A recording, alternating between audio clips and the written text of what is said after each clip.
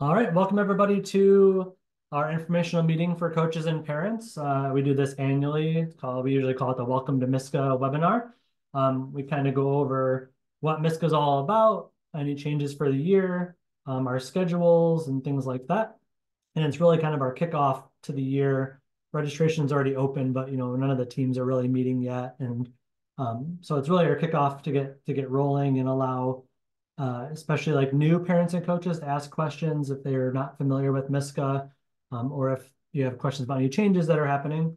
Of course, if you're a veteran that's been around a while, feel free to ask those questions as well. You'll also get an introduction to our team and the staff that you'll be working with throughout the year if you have any questions or if you see us at an event. So we'll go ahead and roll through to the next here. So introductions, my name's Sean Warren. I'm the executive director for Michigan Scholastic Cycling Association. We'll call that MiSCA from now on, if you're not familiar. I've been with MiSCA since 2012. I joined the board to do some marketing and communications help to help grow the organization. And then I pretty quickly got suckered into working all the races. And that was really fun. So it has that to do with it too. But they definitely needed help with other things. And so since 2012, my position has morphed and how much work I've been doing has changed. And until last year before last, actually, I was still the race director for MiSCA from like 2016 to 2022. And now Zandra is the race director, which is great. Going back just to like 2020, we didn't have anybody who was like on payroll for MiSCA. It was like kind of like a submit your hours, and there was a little bit of pay that went into that. But now we have 4 people on staff, and we have additional people who help us out throughout the year to make sure our programs are running as well. So it's come a long way in a short period of time, and we're excited for the growth that we've seen, and want to keep things going the right way and make sure that we're growing with the right culture as well. So the agenda for today, we're going to go over our mission, history, and growth. I'll cover that part. And then I'll be working with Jacob Rende, who's our registration manager, to go over the league structure. It's kind of like how is MiSCA structured? How do teams work? How do coaches join teams? And how do you register a student to join a team? That kind of aspect will be covered there. And we're also going to cover our current teams and clubs in that section. And then Zandra, who's our race program director, is going to talk about the race program, anything that's new for the year, as well as our schedule for our race series that's happening in the fall. Sarah is going to cover more programs. We don't have a great name for that yet, but it's like everything that's not racing, Sarah is helping us with. And there's a lot to do there and a lot going on and some really exciting things as well. So Mark Ware, who's our adventure director, will also be talking during that section. Sarah, you might not know this, but you'll also be covering the volunteer and staff needs, just to make sure that it's clear what we need help with for the year. Kind of figured I was doing that. And then lastly, we'll have additional Q&A. So feel free to put questions in the chat box while we're talking. I kind of want to get through the presentation first, but if there's any questions you want answered right away, you can put them in the chat. And then when the webinar is kind of over, we'll have that time to talk and discuss if there are any questions that we need to address with the whole group. We can do it at that point, or anything that we think that maybe everybody would benefit from hearing. Okay, so a little bit about MiSCA, where we've come from, and why we're here. So I like to always start with our mission. Our mission is to empower communities to develop and grow K through 12 youth mountain biking programs. I think what's important about that is that our mission is not to create fast cyclists or just to focus on racing. Our focus is to create those youth teams and clubs and programs throughout the state that allow the sport to grow, the sport of mountain biking, which primarily is not racing. MiSCA historically has been very much focused on racing, and that was where we started from like 2010 through 2017. That's all we did was we had a race series. And then, and we really have grown out of that, or in addition to that, since 2018. And racing is still a big aspect of what we do, and we put on amazing races, but it's not the only thing that we do. And really what we want to do is introduce the sport to kids. And because we know it's a lifelong sport that can have a huge impact on them. And personally, as someone who didn't excel at the traditional ball sports in school, I wish that I could have been mountain biking in school. I didn't even know it was a sport that people did back then, but I was building trails, not in my backyard, but somebody else's backyard that didn't really like that. Uh, Back in the day, I didn't even know there was a place you could go to mountain bike. So it's pretty cool that we're able to be in the position that we are to introduce the sport to so many new people. So what do we actually do? So MiSCA provides youth-focused programming. We do, like I said, the mountain bike race series. It's just for kids. We do skills camps and clinics. We have initiatives to gain more female participation, which Sarah will talk about later on in regards to Brave. We have non-competitive adventure-focused events that Mark will be talking about with Sarah. And we also have a Devo junior development program, which is focused on those really fast kids that want to excel in the varsity level and possibly go on to race in college. In addition, or to support that youth-focused programming, we have to have coaches. So we created a coach curriculum, and we have guidance for how to start a team and grow a team and things like that. And we actually have the next slide down, or the next bullet down, is the statewide network of support, where our coaches and head coaches can talk to each other and help to learn from each other and share best practices and things like that. But rewinding a little bit to the coaching section, we developed coaching curriculum and guidelines for, who is a MiSCA coach and what you have to go through to be a MiSCA coach. You can't just be a parent that rides with the kids. You have to go through our certification program that makes sure that you're safe to ride with the kids and that you're helping the team instead of becoming a liability for the team. And we'll talk about that a bit in the league structure. So really quick, some history. In 2010, MiSCA was founded. That was our inaugural season. We had one race. In 2012, we received our 501c3 status. Before that, we were under the Michigan Mountain Bike Association, and they kind of let us use their 501c3 for a couple of years until we got ours. They gave us our first trailer. I don't know if we had to buy it or if they just gave it to us, but we had that until probably 2020, I believe it was, when we got our new trailer. In 2014, so until 2014, we used to kind of piggyback our races with current promoters. So we would use the adult races, and then we would give out awards during the adult races for MiSCA. And then we would run a student-only state championship. And that was kind of how MiSCA had started. In 2014, we became 100% student only. We ran our own races from then on. And that has grown from doing like a 3-race series, and now we do a 6-race series. I believe since 2017, we've had 6 races every year. In 2016, we expanded to the west side of the state. We had our first race over there at Cannonsburg. In 2018, we introduced our league model, which is where we really started to have teams and clubs that are official to MiSCA, and we required adults who participate to be certified to coach on the team. And we've really, since we did that, our growth has really exploded, and I'll talk about that in the next couple slides. In 2020, we were miraculously able to maintain a 6-race series, doing it in a safe way that we definitely had to limit how many people we could have at the race. But being 100% outdoors, it definitely helped our case for being able to run the sport still. And it was really, we saw a huge boom in 2020 because we were one of the only sports that was able to run. One, not kind of loosely being affiliated with the schools, but also being a 100% outdoor sport that was occurring mostly over the summer until the race series happened in the fall. So it was really cool. One thing that I'll look back on as something that we really were able to overcome the challenges of 2020 and still put on something really cool for the kids that were able to do it. Here's a little bit about kind of the scope or the scale of MiSCA. So I think one of the big things is that entire families, the kids and the adults, participate in MiSCA. So a lot of the coaches are parents of kids on the team.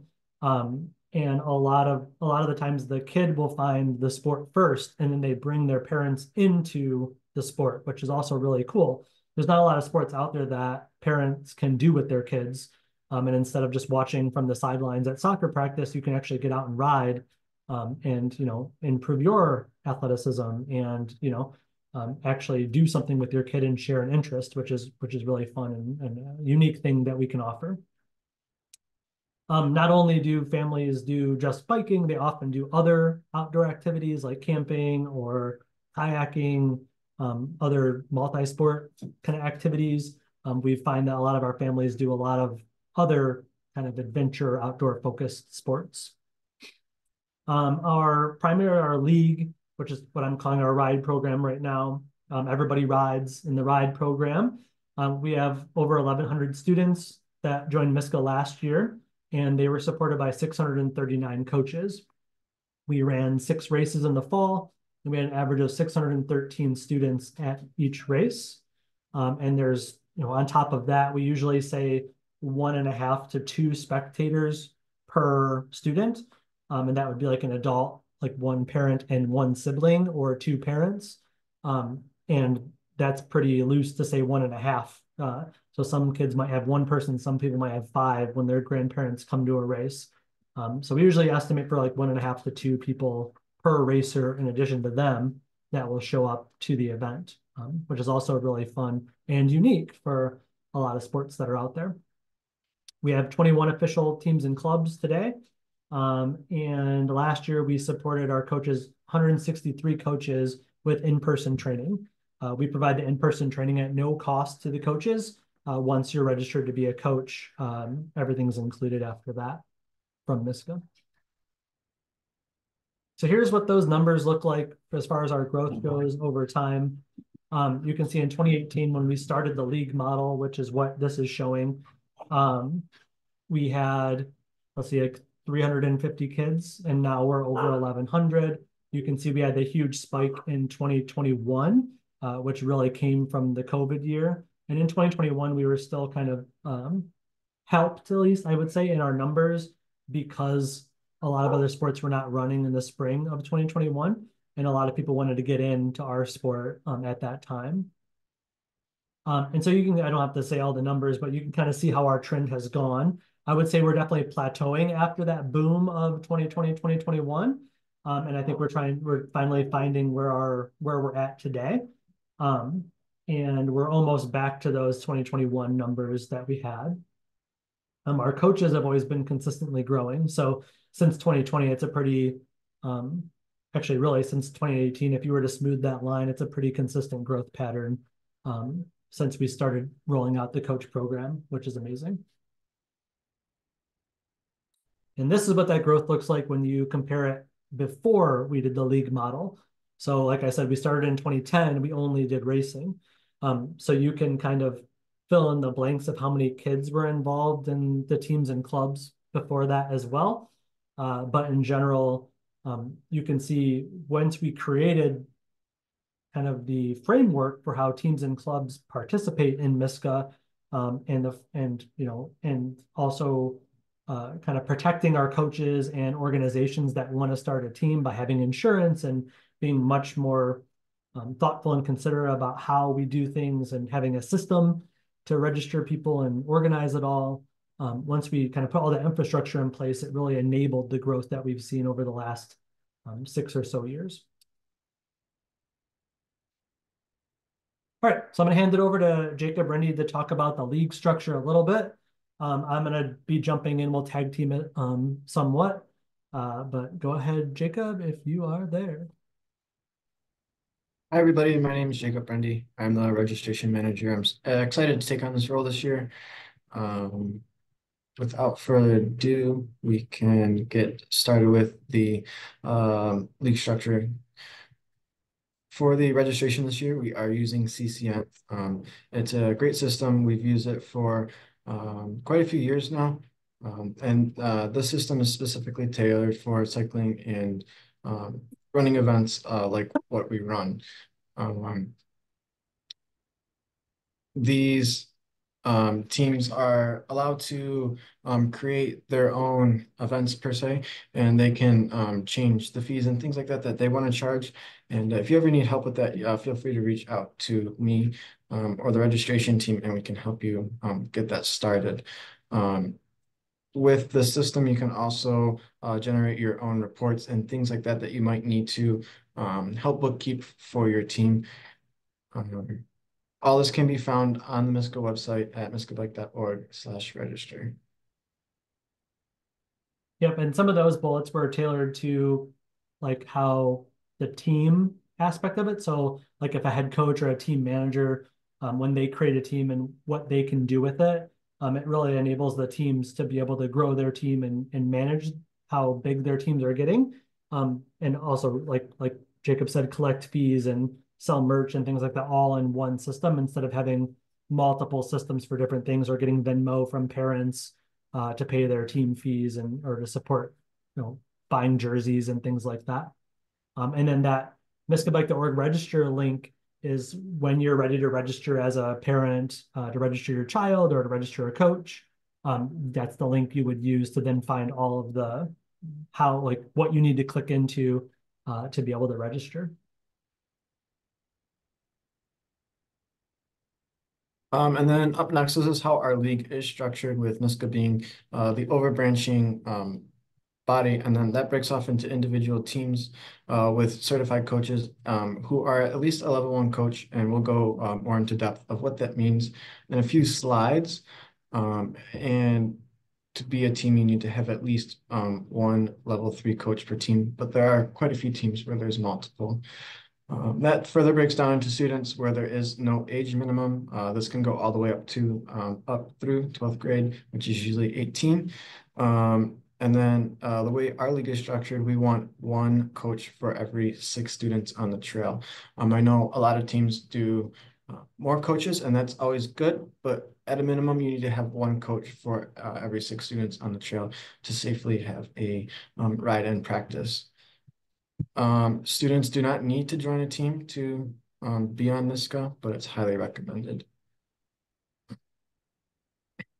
To become an official MiSCA club or team, you do need to pay the annual registration fee of $150. To all the teams that have done that already, thank you. I appreciate it. These teams are covered under the MiSCA insurance, and you're eligible for team awards if you meet the criteria. The criteria can be found in the MiSCA rules to answer all the questions that you might have.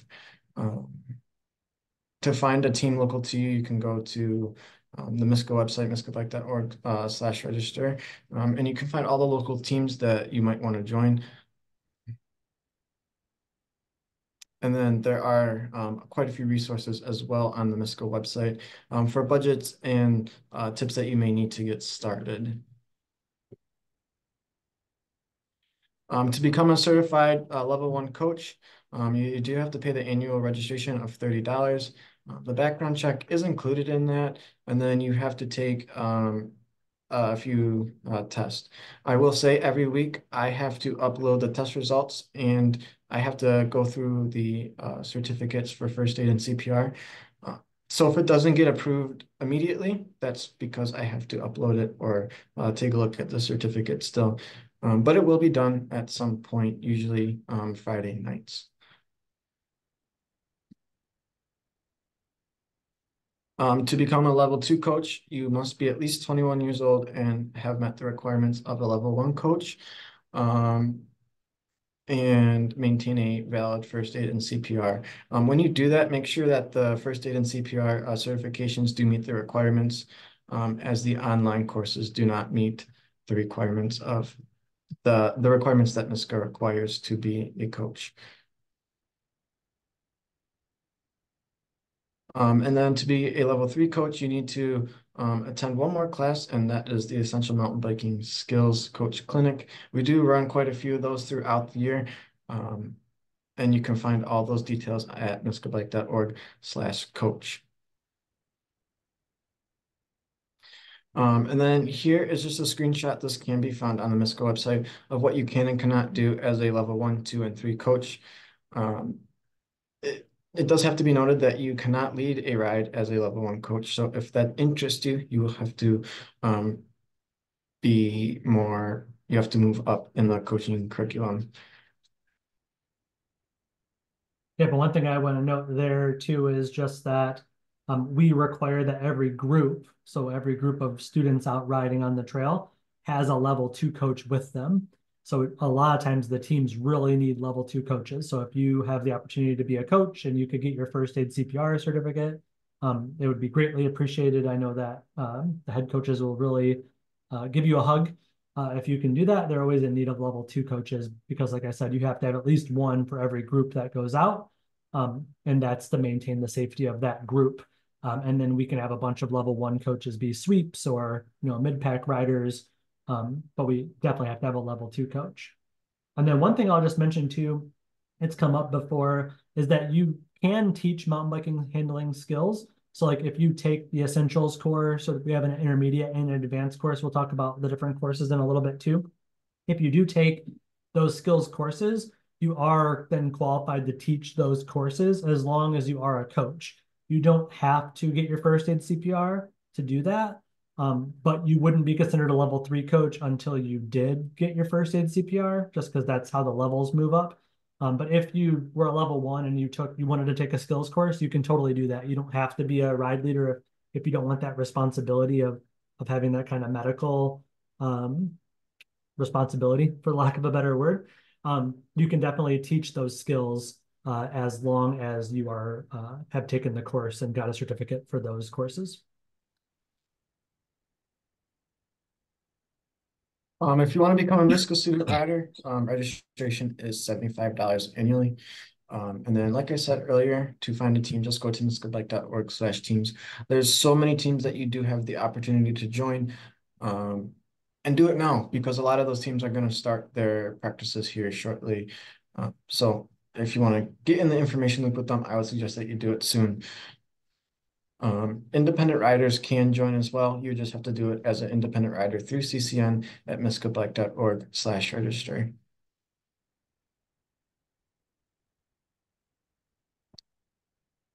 I can run And this then, part, Jacob, if you want.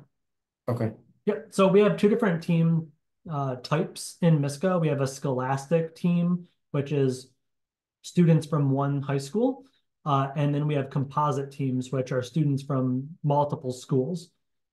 So the big difference there obviously is if say your school district has like 3 or 4 schools in it, you would be able to pull from 3 or 4 schools if you have like a district-based school, and that wouldn't be considered scholastic because you're pulling from multiple schools. But we do have a rule in there that says if a student is eligible for a school's JV or varsity sport, then they'd be eligible for a MiSCA school team as well. So we do have where there might be like one big like anchor school, and then there's a couple ancillary schools. Maybe a couple of riders are there, and a mountain biking club doesn't exist for them, and the school district does recognize them as as part of that team for the sake of that. It would count. The same goes for like homeschool kids. So it doesn't necessarily have to be the homeschool would have to qualify for composite. A lot of times school districts have a program where homeschooled kids can join a high school team. If your school district allows that, or your school allows that, then you could still join a scholastic team, as long as you're meeting your school's guidelines for eligibility for joining a school team. But in general, a scholastic team is comprised of just kids from one school. And then a composite team is made up of kids from multiple schools. And where we see that the most is elementary and middle school. So we don't have scholastic teams for elementary and middle school. We only do this designation for high school, to make sure that we're keeping things fair. And when it comes to elementary and middle school, generally, even like a district with only one high school will have multiple elementaries and multiple middle schools. So we always consider elementary and middle school to be a composite team. It doesn't matter if you're in the school district or not. At that point, it doesn't matter. And then we have a lot of composite teams that are not based on at a school district at all. So, for example, like the West Michigan Coyotes, it's pretty much the Grand Rapids area's team. And there's no school-based teams other than Grand Rapids Christian in the area. So pretty much if you don't go to Grand Rapids Christian, your option to join a MiSCA team in the Grand Rapids area would be the Coyotes. And we have multiple composite teams on the Southeast Michigan side of the state, as well as scholastic teams for those that have a school with a school-based team. Again, you can go to miscabike.org/teams to learn more about what that means and then what teams are involved in each one. I do have a couple slides that show our different teams right now. So these are all of the composite teams that we have today. I just want to note that the Wheels in Motion team has changed their name to Ann Arbor Youth Mountain Biking to be a little bit more inclusive of the area and so people know what it is. We also have a new team, which is on the next slide, I think, right? There's not new team. Yeah, there's no other new team here. But I will note too that we are very welcoming to those even from outside of Michigan. We have a possible new team from Canada that might be starting. And it just happens that like our geography is close enough to Ohio, Indiana, Canada, where it makes sense for them to come here versus possibly doing other rides in their own state or in another state.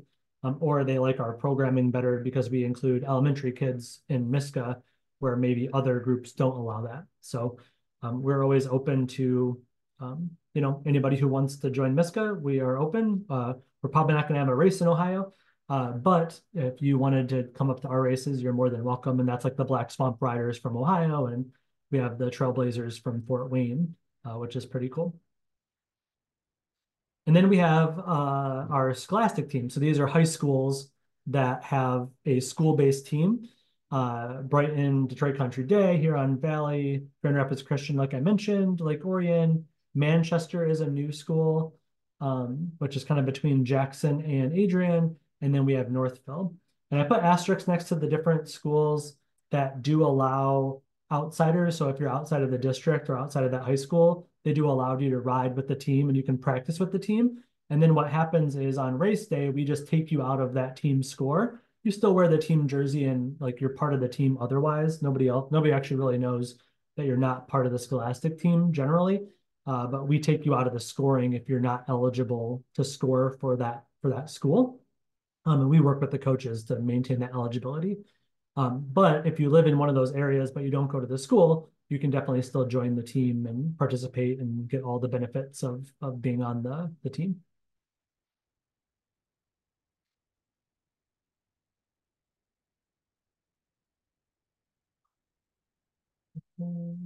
There was a question of, do private school children count as outside the district? So yes, so it depends, I'll say. If the school, so let's use Brighton as an example. So there are private schools in Brighton, right? So if you lived in the Brighton area, but your kid went to a private school outside of Brighton or even in Brighton, doesn't matter. If the school would count you eligible for their normal school sports, then you could be eligible to score points for a MiSCA school-based team, if that makes sense. Regardless of what school you go to, generally the teams with the asterisks, they will allow you to ride with the team regardless of what school you go to.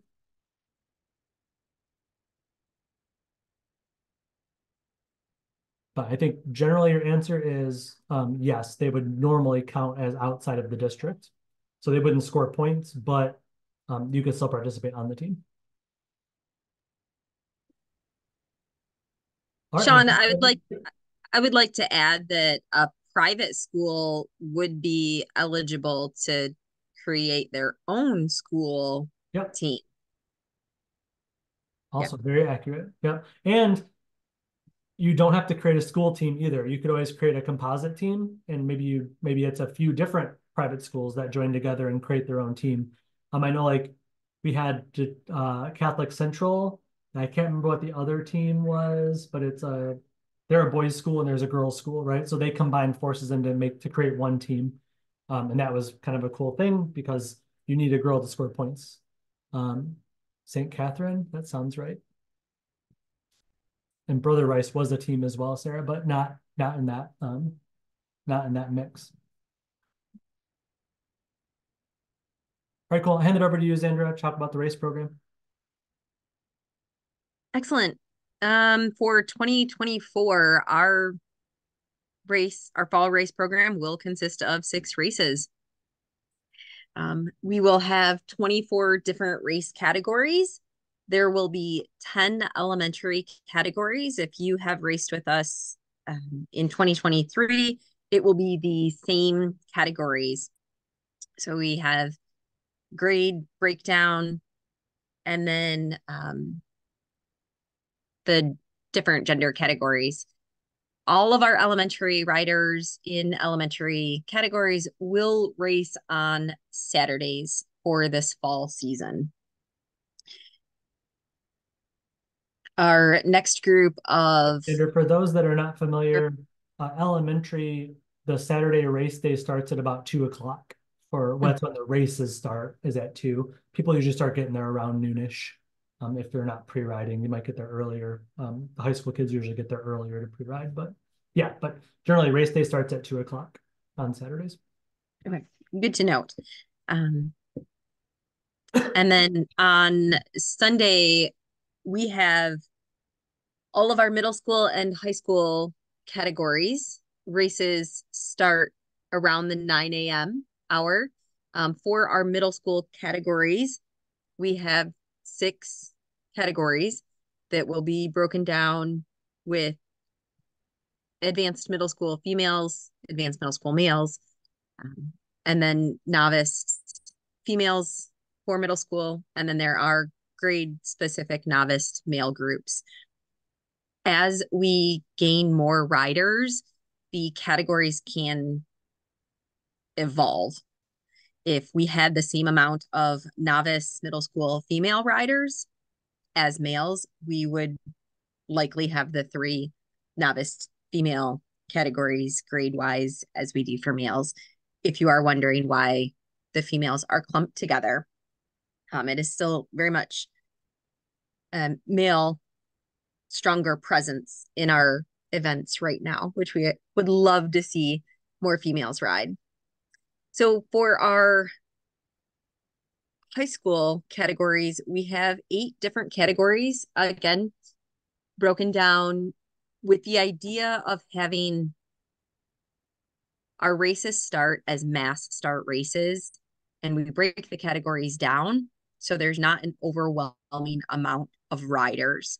If you remember back to the beginning when Sean talked about where we started, there used to be one race with everyone, and now we have 24 categories, which is amazing amount of growth for us to be able to do that. So we thank all of you guys for coming, newbies coming back, those of you that have raced with us before, and we love to see it continue to grow.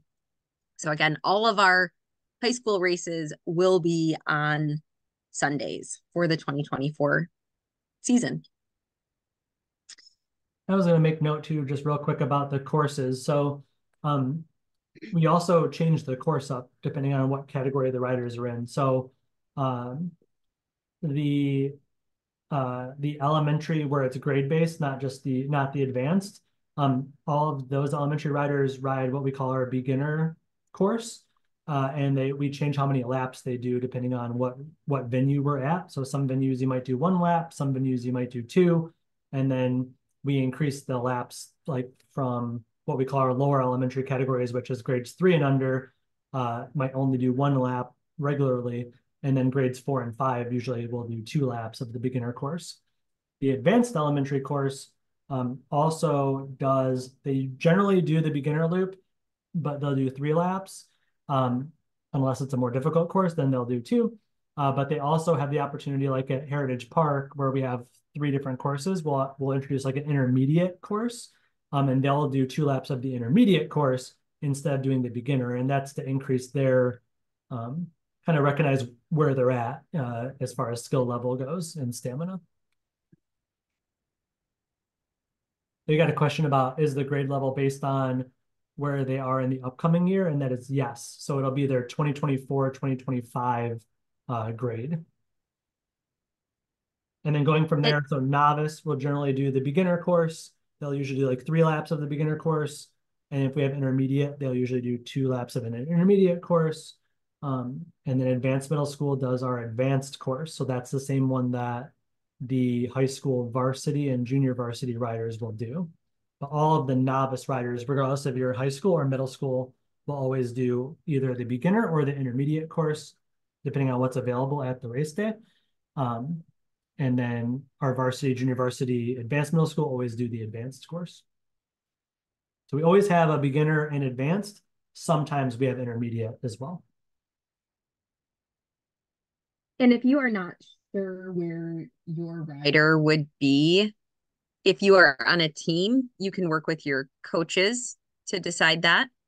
And that if you are independent rider, you can email us and we can have some conversation about your rider's ability and make a recommendation on that. Going into the fun part that helps you guys come out to races, registering for MiSCA. Your rider annual registration is $75. It is already open. It opened noon on March 1st. There are different prices based on where your rider is at. The elementary, I'm starting at the bottom of the graph. So registering for the series for an elementary rider will be $120. If you're doing single races, that's one race at a time. Before August 1st, there will be a $30 fee, and after August 1st, it will be $40 per race. Middle school gets a little bit more expensive, $180 for your season pass, all 6 races, $45 for your early bird, and $60 after August 1st. Then high school, all 6 races is $240. Early bird individual races, $60 before August 1st, and then after August 1st, it will be $80. It does list on this graph your race day if you guys are planning other things in the fall season. Yep, and if you do the math, we have a 6-race series. So if you do the series pass, you get all 6 races for that one price. So our elementary price ends up being like $20 a race, which is more doable maybe than 40. So 40 might seem like a lot, but if you commit to them all, you get a really good price of 20. And then you can kind of do the math on the other ones as you go on. But we usually say, if you're going to register for 3 races, you might as well just register for the series. And then if you happen to be available that day, then go. Because if you register for 3 of them at the regular price at least, you're going to be paying the same price as the series pass. Yes, and in addition, when you register for your series pass before August 1st, you will get a sweet annual race series t-shirt. And when you sign your rider up at the checkout in CCN, you can order yourself your own annual t-shirt to support your rider and community as well. If you guys have any barriers for participating in this, please reach out to us. We have a generous sponsor from the Rochester Bike Shop that offers some scholarships.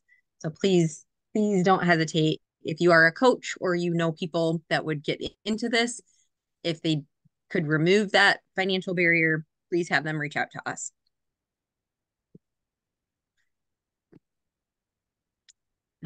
When you guys do register for MiSCA, you will see that the rules are something we ask you to know, read, understand, and click a box saying you've read them.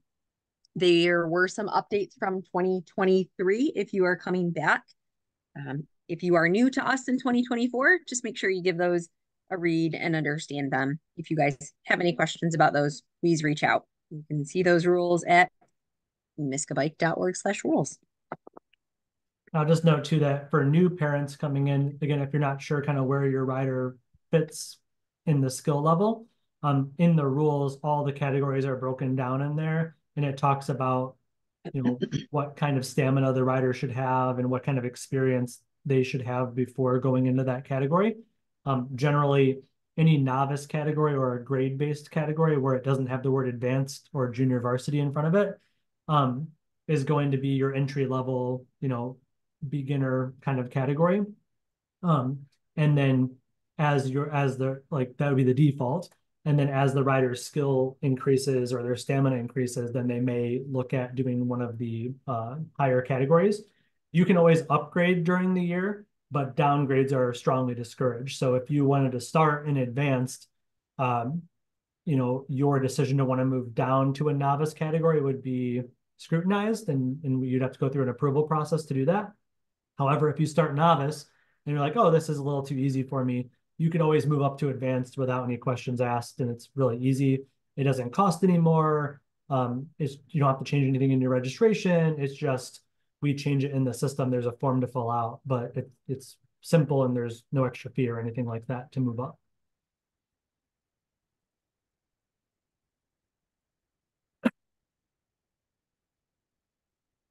For our 2024 season, we are continuing our affiliation with USAC. Points are awarded for license holders. There is a junior race license for $40. If you use the promo code on the screen, it will waive $5 towards that junior license.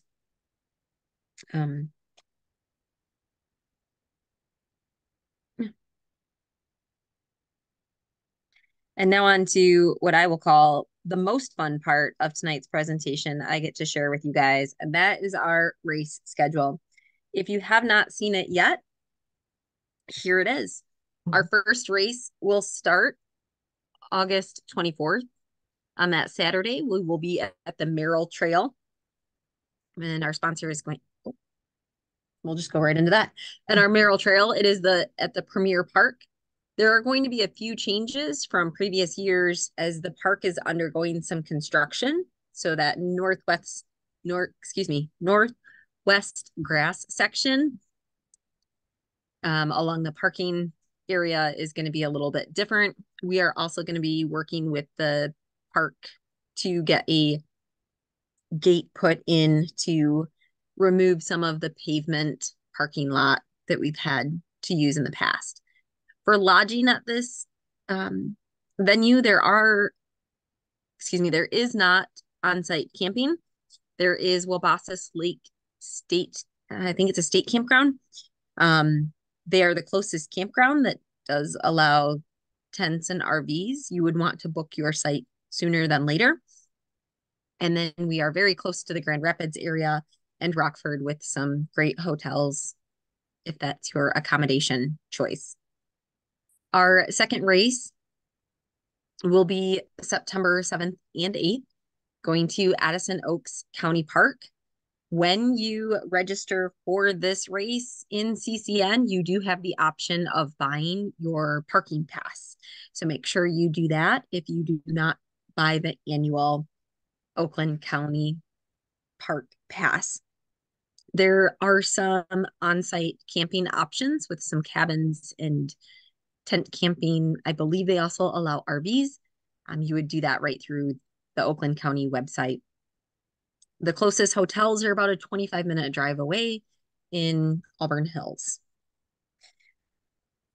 For our race number 3, we will be going back to the Owassipee Scout Reservation on September 14th and 15th. From previous years, we were asked to move this after Labor Day to accommodate more lodging options in that area. There is on-site camping in some cabins right across the street at their property. You can rent those through them. There's a special link for our weekend.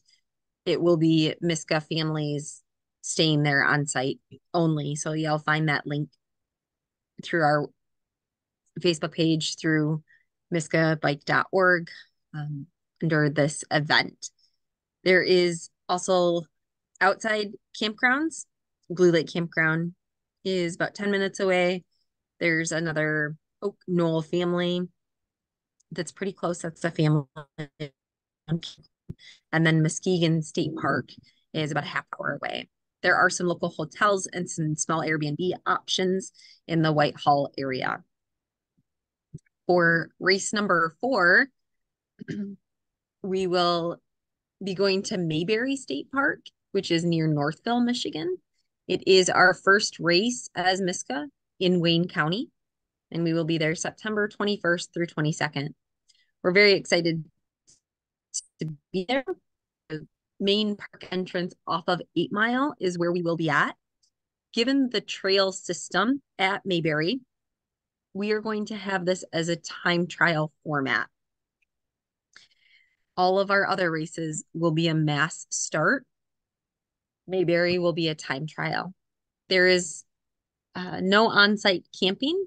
However, lots of hotel options in the Northville, Novi, and Livonia area, very close to that venue.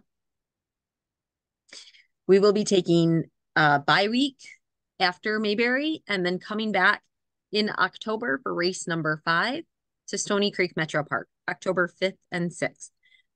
From last year, our first time racing there, we anticipate very minimal adjustments.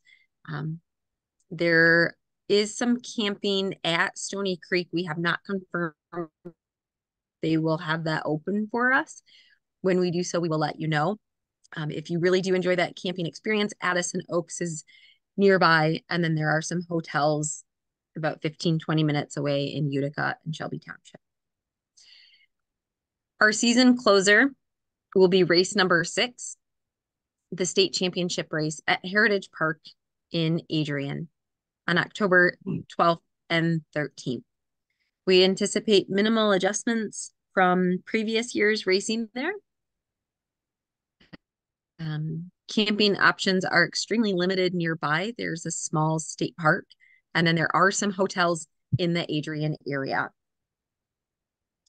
I do want to make mention that we understand our Saturday race for race number 6 falls on Yom Kippur. And if that does affect you for Saturday racing, please reach out and email us.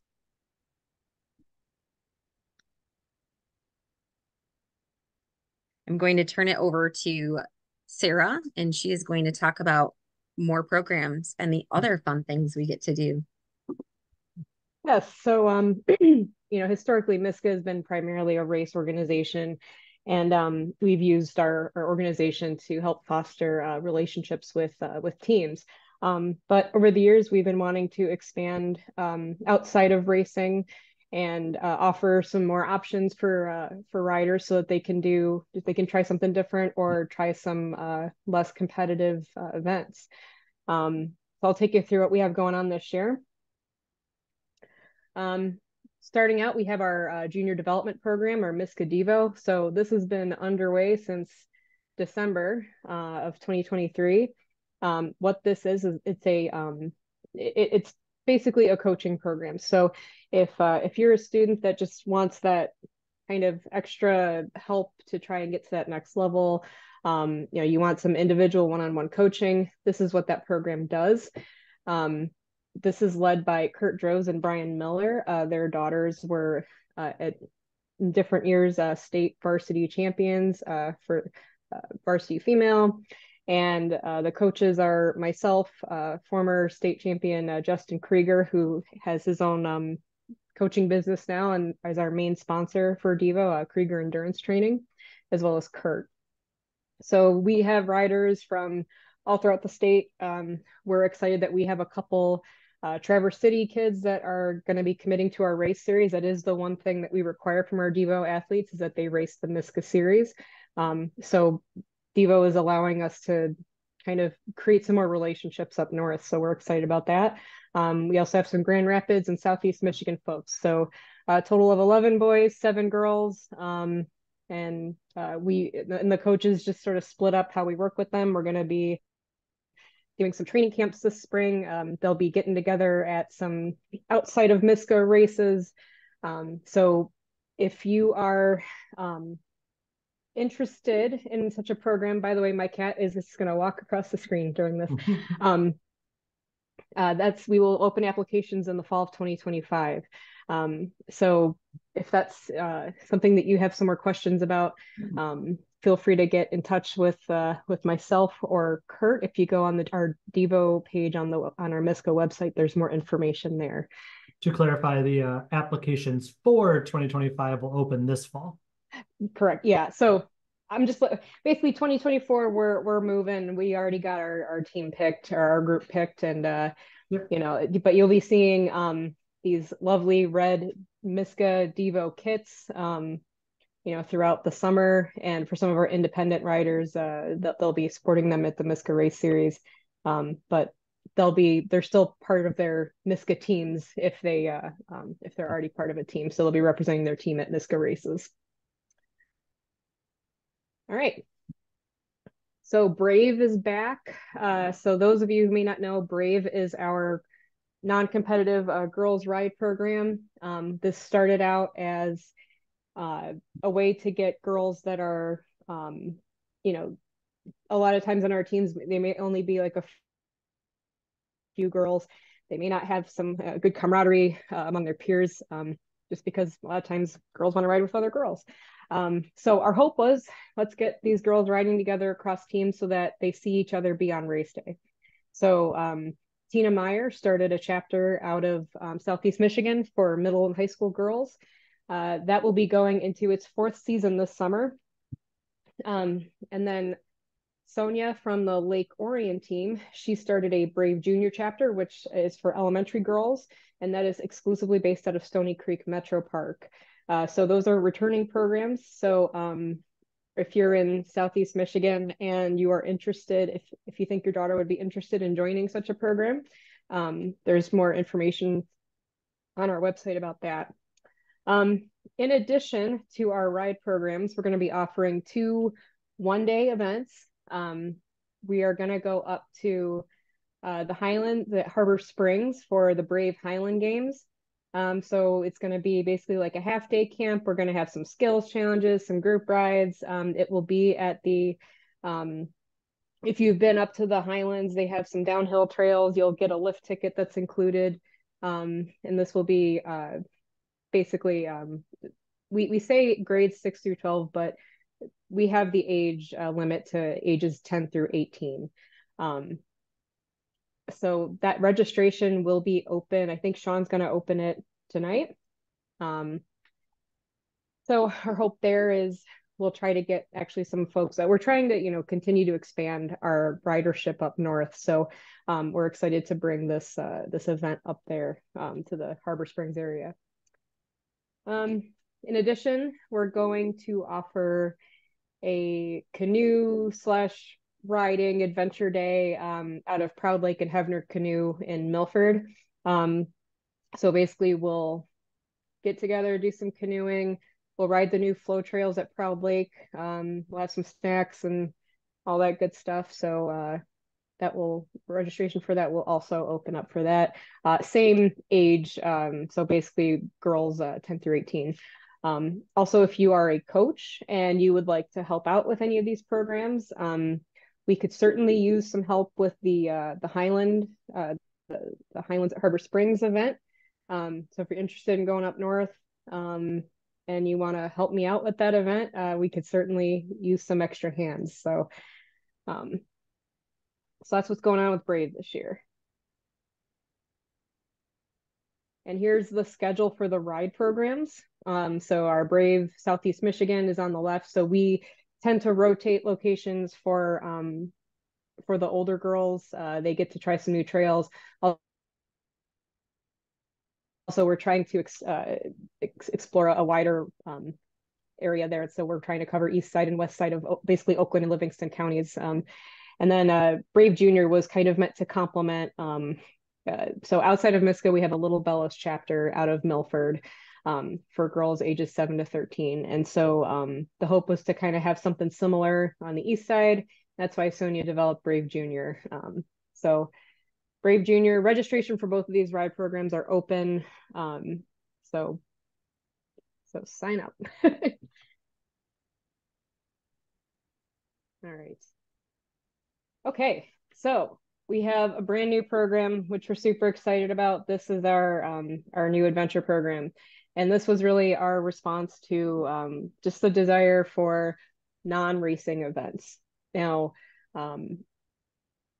there's adventure programming throughout the state. So through the 906 program, Dirt Dogs, there's programs like this that are already picking up in popularity. So this is MiSCA's adaptation of that. And so Mark Ware, he is our event director for this program. And he has a lot of history and background running adventure races. So we're taking his knowledge and we're basically MiSCAfying it, and we're going to provide these great one-day events. There's going to be 3 of them throughout the summer. We're going to go to Stony Creek, Brighton, and Pontiac Lake. Registration for Stony and Brighton, those will also open tonight. We're still trying to sort out some things with our third event. And so that registration will open up hopefully soon once we get that venue dialed in. But basically what an adventure day is, so there's going to be 2 or 4 or 6 hours, depending on the venue, adventure challenges. So you're going to have teams of 4. You can have a variety of students and coaches. There are some age limitations, which we have specified on our website, but it's basically an orienteering challenge by bike. There's some biking, a little bit of running. There's some navigating. It's kind of meant to get you a little bit out of your comfort zone of you're just riding a trail. So it's a team-based event, and I'll let Mark expand on that in a minute, and what all that means. And then after the adventure challenges, we're going to have some adventure games, and we would like all the teams to host a game. So these can be 5 to 10 minute. They could have nothing to do with bikes, or they can involve bikes, just some kind of game. And it's going to be basically like stations, so you can rotate around. You play this team's game, and then you kind of go around, and so that'll get you meeting new teams, making some new friends, hopefully. And then to wrap up the end of the day, we're going to have just a big social, what we're calling a party pace ride. Our race director, Zandra, will be leading those. We also have, and I'll get to these in a little bit, we will have some other opportunities to help out with the adventure program if this is something that interests you. So with that, I'm going to let Mark fill in any gaps that I'm sure that I left for him. Actually, no, you didn't leave too many gaps. I think you did a good job of explaining it. I'm Mark Ware. I'm new to MiSCA. I'm pretty excited about getting the opportunity to put on events like this that I've been doing for other ways. I did them as team building events at work, and I did them for the public, and I've done events for 100 and more people. And this will be a fun thing for the kids. Just a couple of things I want to highlight real quick. One is teams of 4, and so it's pretty neat to see how the teams of 4 work together or not work together, and that's very interesting to see. And I think promoting that teamwork and all that is a great way of going about it. Secondly, includes coaches, and we're not including coaches just because we need them to help out. I want the coaches to be out there having fun and doing the same thing. So teams may be made up of a couple of students and a coach. They be made up of all coaches. It might be 3 coaches and 1 student. Any way at all. But this is very much for coaches to enjoy just as much as for the students to enjoy. It's also going to be very age appropriate. All the way down to the youngsters, and we'll have more information about what the requirements are regarding age and all that, but nobody's counted out. I'll just I'll leave it at that. And it's going to be very social. Even though it's based on kind of the idea of adventure racing and races are competitive, this is really a non-competitive is the idea, is that we're not going to have podiums. We're not going to have awards. We're not going to have people stand up and say, congratulations to the winners. Yes, I'll keep track of time and all of that kind of thing, but it's not about that. It's really about the teamwork, the socializing, and the fun aspects of it. And we are planning on having, Sarah, an info meeting and a Q&A session for this probably next week. You tell me. Yeah, that's the hope. So we can get together and discuss when to do that. But yeah, so we would like folks to just join us and learn more about the program, just because this is such a new concept, and we'd like to drum up some enthusiasm for it, just because it is so new. So yeah, we'll try to do that next week, and we will advertise it on our social media. Okay. Yeah, I'm excited about it. I think we're going to have a lot of fun. Yeah, and so Mark has he also did so you did team building events you did the dirt camp, right, for the Rochester team, so they're already pretty familiar with what you've been able to do for them. I'd also like to point out that if you don't have a team, or if you're just an independent racer or rider looking to experience the event, that's okay. You can select an option saying, hey, I don't have a team, and we'll put you on a team. So you just specify, do you want to do the 2 or 4 hour challenge? And we'll put together some teams. So we'll make sure that you are not counted out. So yeah. So yeah. Mark, anything else that I missed? No, I think we covered it. Thank you. Yeah. Also, it's super affordable. It's like $20 if you're a student, $10 if you're a coach. So I mean, it's worth checking out. It's pretty low cost, and it's going to be a whole big old day of fun. So all right. Additionally, we'll have our coaching curriculum that's going to be continuing on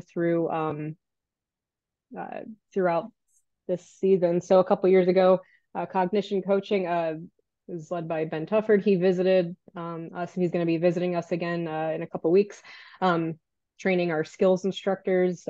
Basically, we're teaching a number of coaches to train the coaches on how to train the kids.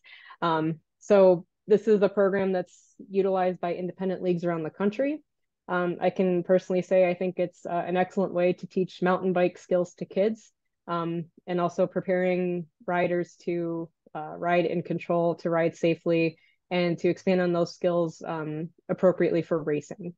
So, a couple years ago, we started out mostly teaching the essential skills, and then we started to teach some intermediate, and we also have an advanced curriculum. And as our coaches are getting certified in these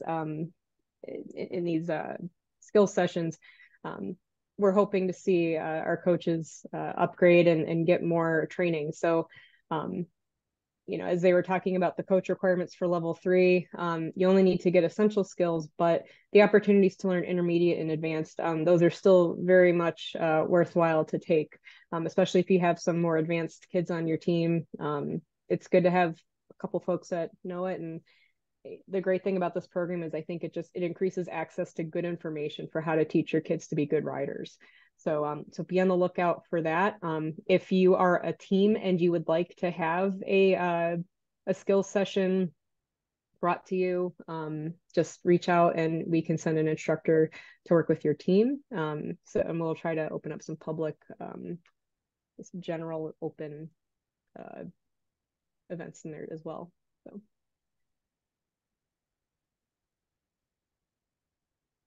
All right, volunteers and staff. So throughout the season, our league really depends on the help of volunteers to run.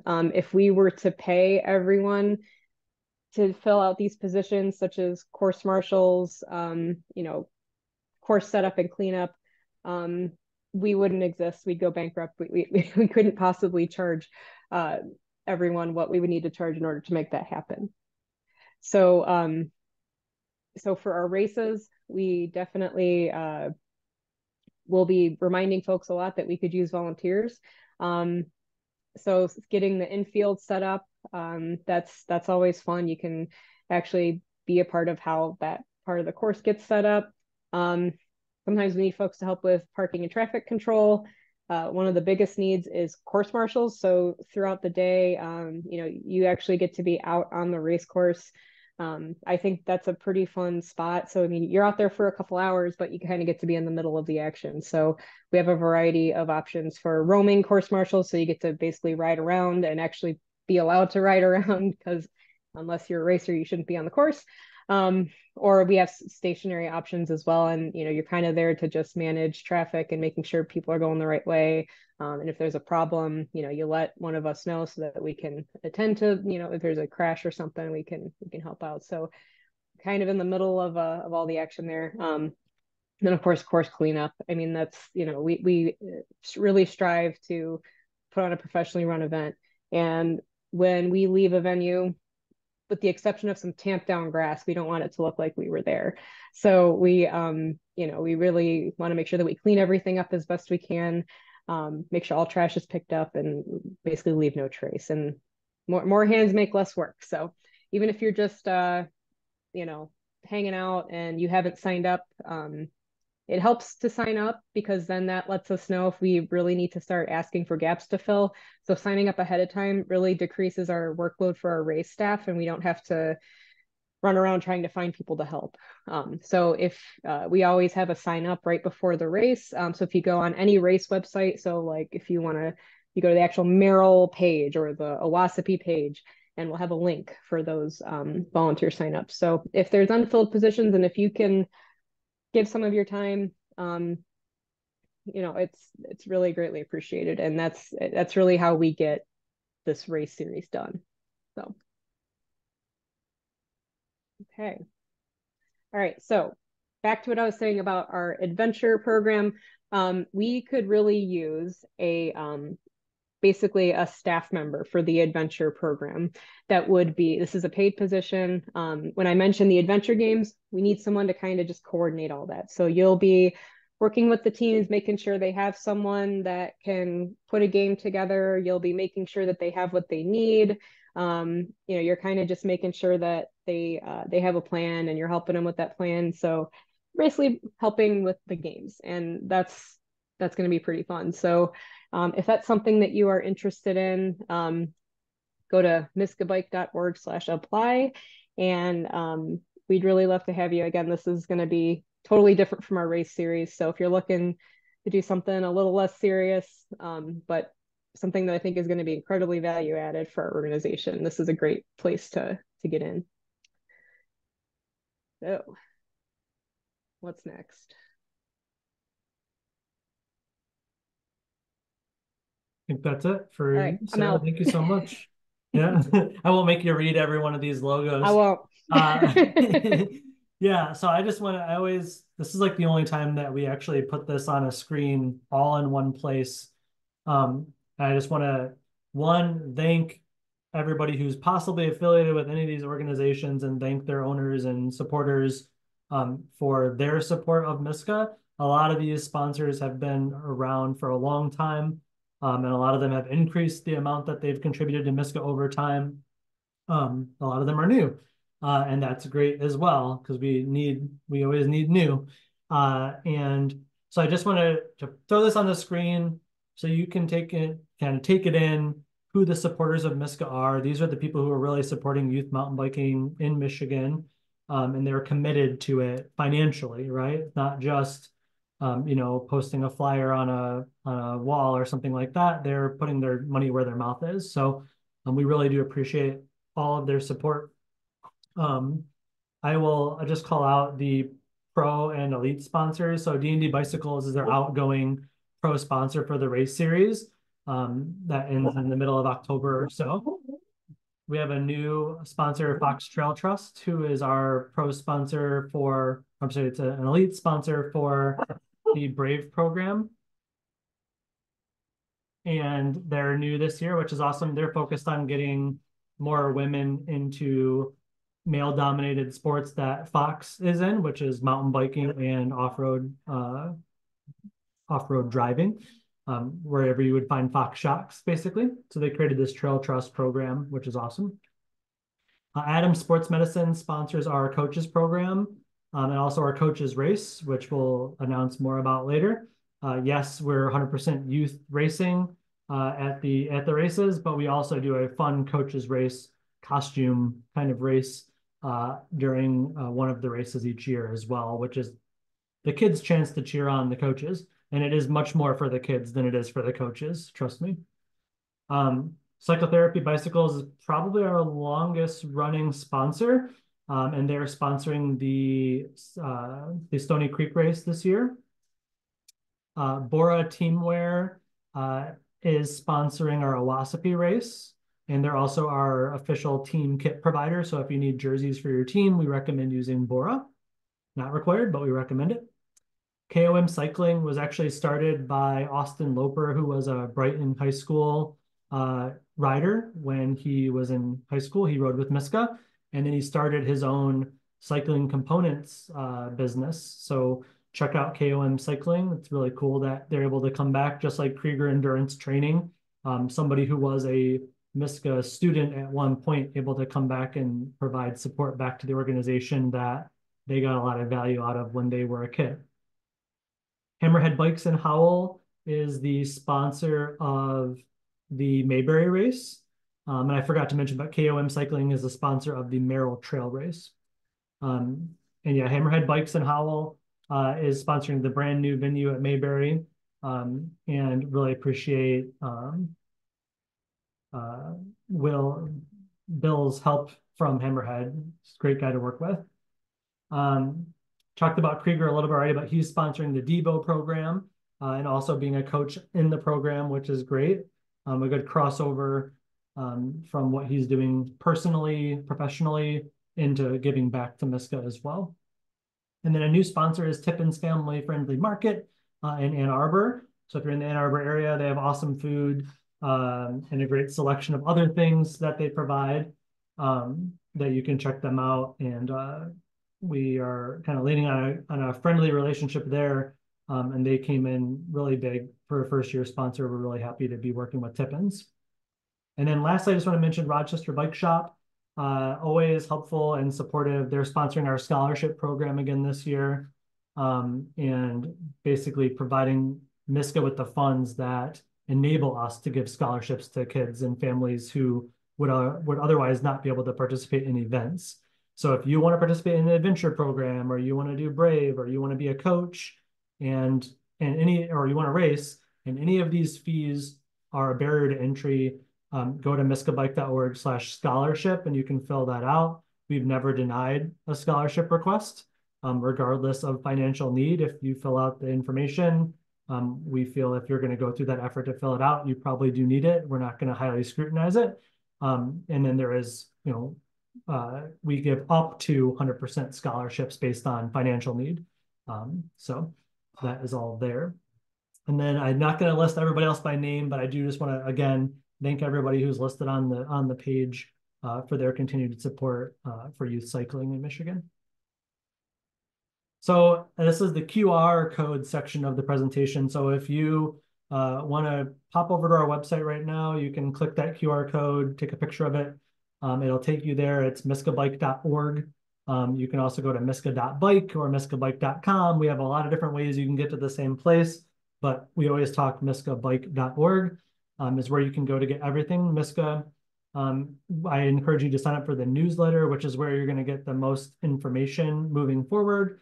Of course, following us on social media, mostly Facebook is where you're going to get the most information.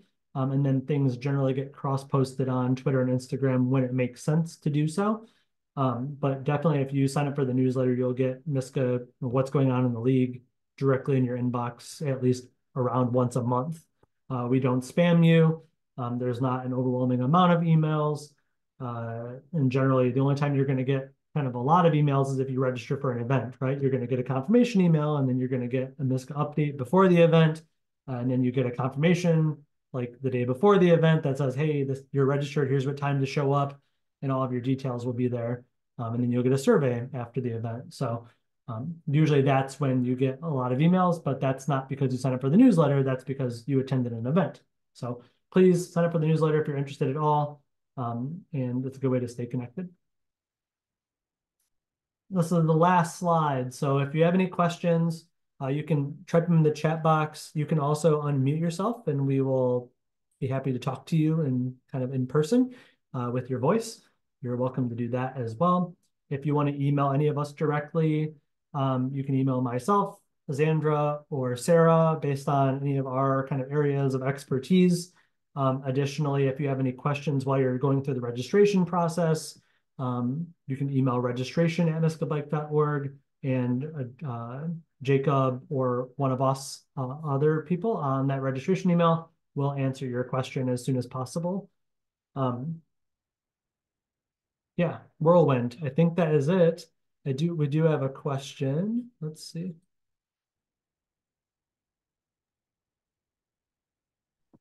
So the question is, my son did the club riding with Rochester and was he's intimidated by racing. Suggestions or events to help him dip his toes into racing. So I would say there could be a lot of things going on there. I would say if they're intimidated, I would hesitate to just completely yank them out of it.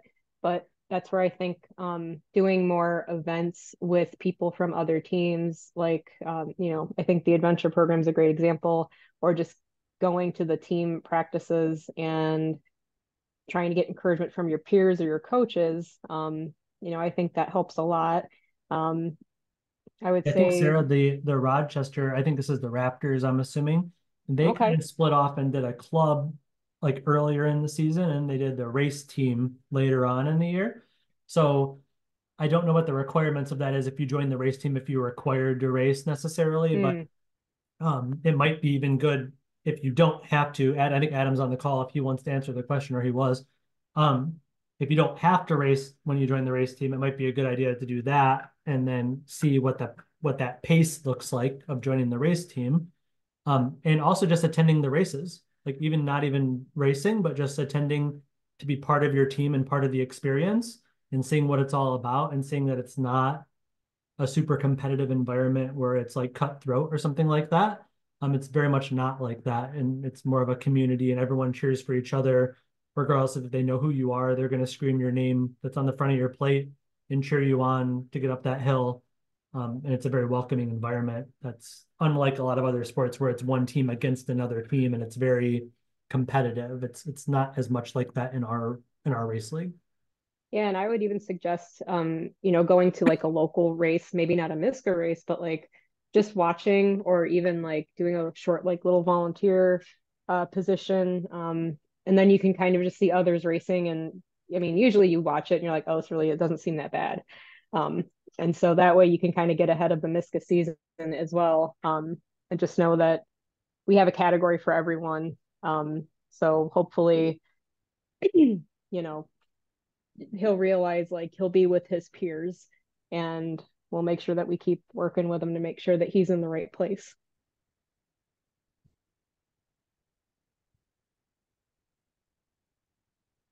Yeah, I think that's a good example too. Like, especially with elementary riders, and I think at all of the levels, the novice or the beginner category is very much that. And there's a good range of kids in that category, and there's a lot of kids in the category.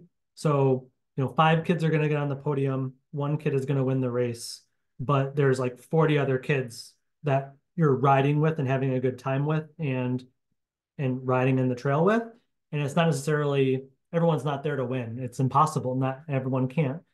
So a lot of it is about just competing against yourself and doing better than you did at the last race and trying to move up if you can.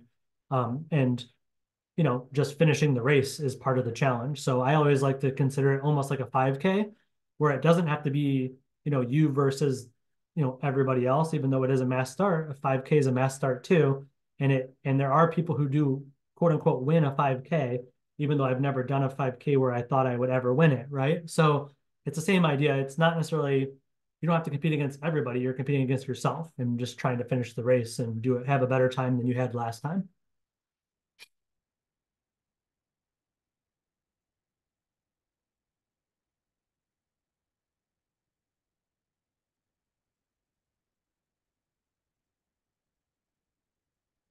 All right, we don't have any other questions in the question box or the chat box. I'll kind of leave it open for just another minute or so to see if anybody had any questions before we totally sign off. I will say that registration is live right now for the 2 events and the Brave program on the website, as well as the adventure programs. The challenge event at Stony Creek and Brighton Rec area are both live on the website. So if you're running any problems, email registration@miscabike.org. The adventure events are brand new to us, so it's a different, we were going to go with a totally different registration process, and then we kind of scrapped that last minute. So if you're running any problems, let us know and we'll get that fixed. But it should be good to go right now. So if you go to miscabike.org/register, you will see a list of the adventure events there and the Brave events as well. And I copied the adventure events under the coaches as well, since it is available for coaches to join teams or to create coach specific teams. So I know Mark mentioned that, but basically Actually, why don't we didn't mention what the requirements are for the teams. Do you want to just Oh cover yeah. really quick? Like, so I think certain Yeah, so ages for you have to have the a coach and some you don't. so for the 2 hour event, everyone has to be 12 and over, or you have to have a coach present on the team.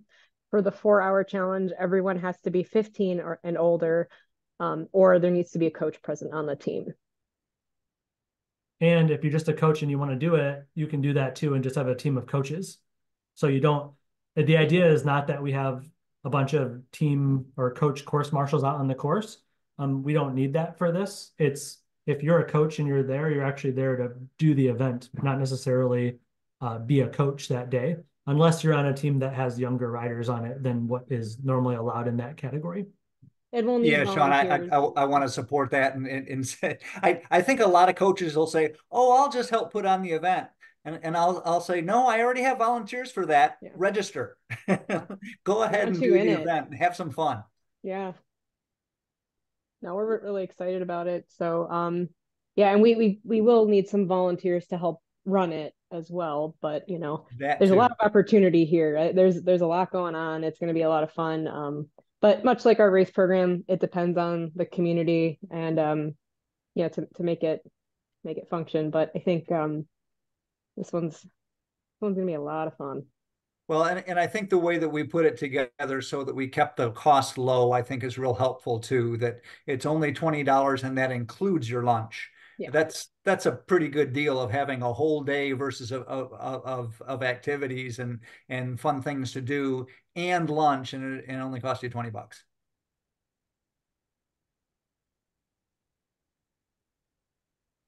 One comment about the Brave program.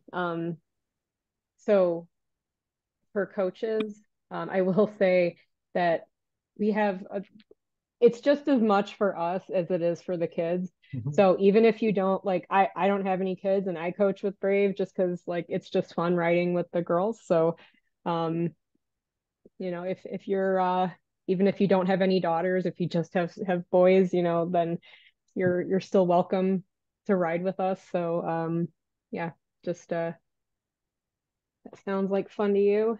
Braves, Mhm. Braves pretty fun.